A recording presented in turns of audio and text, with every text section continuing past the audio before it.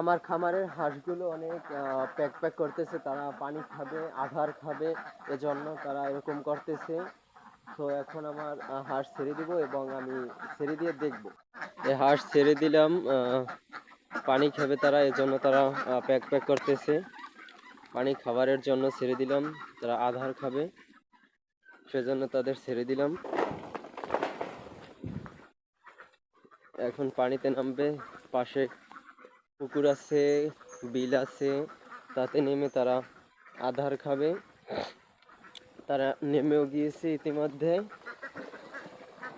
দেখুন তাদের কত আনন্দ, তারা পানিতে নেমে উল্লাস করতেছে, মাতামাতিতে মেতে আছে।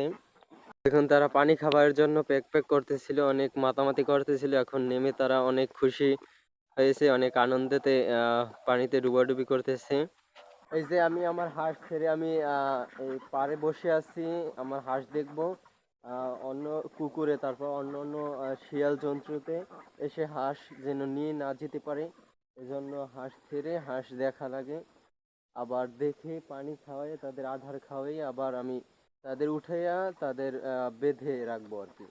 সো গাইস, ব্লগটা এই পর্যন্তই। যদি একটুও ভালো লেগে থাকে তাহলে চ্যানেলটা সাবস্ক্রাইব করে দেবেন আর অবশ্যই একটা লাইক করে দেবেন।